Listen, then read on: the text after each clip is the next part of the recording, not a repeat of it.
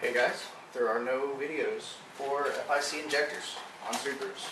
So we're going to go over, put the set in and why they're good and what makes them better. Pretty simple stuff. Okay, this is my long block, mostly assembled.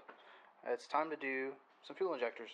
We're going to see these TGVs. There's a set on each side, of course, each with 2 ejector seats. And then we've got our injectors. These were provided by Fuel Injector Clinic, and we're going to have some fun with them. Now, when installing fuel injectors, it's nothing hard. You pretty much just pop them in. But the main thing you got to think of is flow. And see, we have our flow matching right here. Fuel Injector Clinic, they work pretty hard to pick out injectors that are as similar as they are. But even with that, we're going to see that we've got this guy right here, 2234 cc's per minute, and then we've got 2221. Now what we want to do is we want to take our cylinders that are most prone to knocking, which is detonation event caused by the fuel being too hot or not being a right enough mixture, or multitude of other problems. Usually it's heat related. So when we have is cylinder 4, that's going to be the, on USDM cars, that's going to be the driver's side, closest to the driver, and on right-hand drive cars, that's going to be the passenger side. So what we're going to do, it says our highest flowing one, because that's what we want, is, it says right here, DY53. So we're going to assume they put them in the right place, and they mark every injector. If I can get that in there, DY53. So that's what we're going to do with cylinder 4. Okay, so we have our highest flowing injector as we talked about, and we've put it in line with cylinder 4, which is the most prone to knock. Now if you buy these used or off second-hand shops, I'd suggest thoroughly you get them flow tested. A lot of companies out there will do them. Deutschwerks here, Deutschwerks, however you say it, will do it. But make sure you have new O-rings. You don't want to install these with old O-rings on them. Then you'll have a fuel leak, and then you can set your motor on fire. Simple stuff, but it can be catastrophic if you don't do it correctly. So it's pretty simple. You just slide it right in, right into the seat, and until it's snug. And maybe we'll rotate it the other way so you can see the little FIC logo if we're being picky. But that's pretty much it. Now we're going to do the rest for the next cylinders. The next one prone to knock, that's the next closest to cylinder 4 is cylinder 3. So we're going to go back to our flow sheet and pick out the right injector for that cylinder, and then 2 and 1. 1 being the least flowing injector. Of course, this isn't typical. This is something I've constructed as an example. Is you definitely want to check this tube. You see there's still an O-ring in there. A lot of times those guys will get stuck. There's not one over on the left side, but there's still an O-ring in there. So you want to definitely make sure you get a screwdriver and pop that out before installing your new injector. Okay, we've got our O-ring out. We've cleaned this area pretty thoroughly with a cloth and made sure there's no debris in there that's going to prevent this from having a good seal. So then what we do, now people use a lot of different stuff.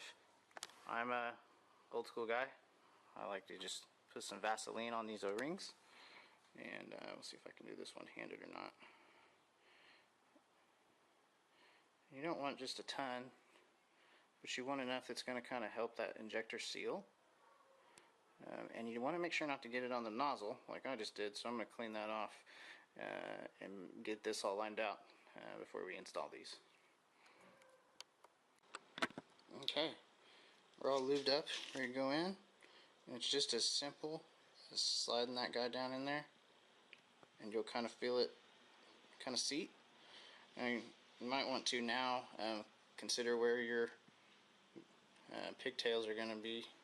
I believe they come off this side and they come off the outside on the other one. So we're going to finish installing these injectors, and I'll show you kind of the next step after that.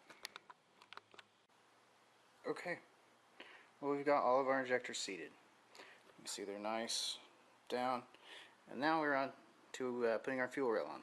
Now if you look, I went ahead and put some Vaseline on the seat of each injector up here where the fuel rail sits.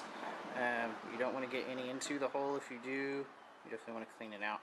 Now another thing I will say, most injectors are pretty much the exact same except for some of the STIs and the Legacies and Foresters where they actually had a side feed system. So these are considered top feed Subaru injectors, so you need to make sure that you get the right kind of injector that'll match your TGVs. So we've got our fuel rail ready to get dropped down, and it's right here. Pretty easy stuff. Don't mind the valve cover gasket being gone. I'm working on a project. So I don't know if you can see that. There's little holes, and it's just as simple as getting the injector in each hole. And I gotta get this far one in, and then pushing down so it sits, and wipe all that excess grease out. Now, then something as simple. I'm getting freaking Vaseline on my camera. This is the IAG fuel rail setup. They come with these two washers that they want you to squeeze in between. This is like a spacer basically in between this, and I'll show you. I am lazy and don't like keeping track of two washers, so I RTV'd them together because they're going to stay together anyways. As you can see, it's hard enough to keep one in there.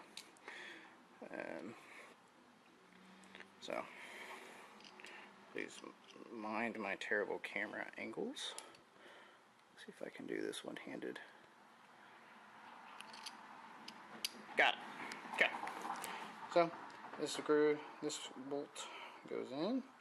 It's got our little spacer, and it's a hex. So then we'll take our hex and just tighten it up.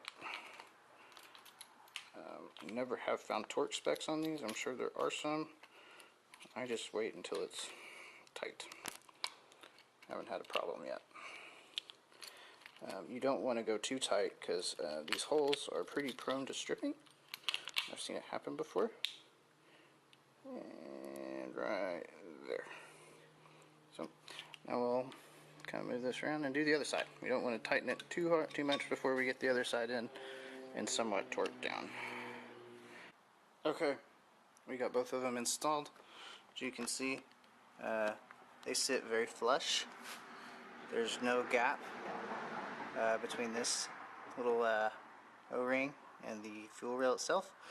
Now this is going to be different if you're running standard fuel rails. It's the same process, just you'll be bolting and struggling with these side bolts to get that, I think it's copper fuel rail, to stay out of the way long enough to slip the injector underneath it. I like the aftermarket fuel rails. You might be asking why all this is happening. I'm going for putting a larger injector on this motor because we're going to be running a 6266 turbo on E85. So I was going to need something a little bit bigger than the Fuel Injector Clinic 1300s I had. So that's why we're going with these 2150s. The really cool thing that I like about the Fuel Injector Clinic ones is this data match technology. So they don't focus on just the high output of the injector and matching that. They also try to match it at a lower flow rate. You can see they're trying to be down here to make them very drivable because this is a larger injector. It's one of those things you don't always want to be choosing between big injectors and small and drivability, and smaller injectors and power limitation. So this is them trying to reach out there and make sure that they are both drivable and capable of a higher flow. We'll see if it works. I haven't ran these yet, but it's pretty cool. And plus you need to get this sheet. You'll get one of these sheets pretty much with any injector you buy.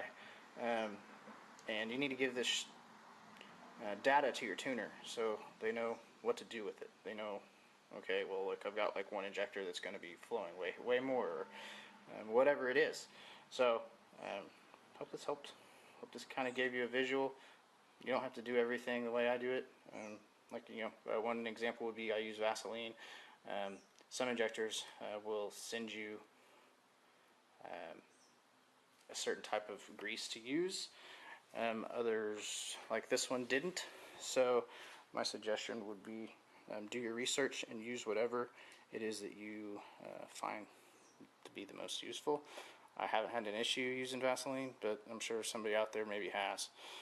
So just do some research. That's what you're doing right now, right? So just good luck, and let me know if you have any questions.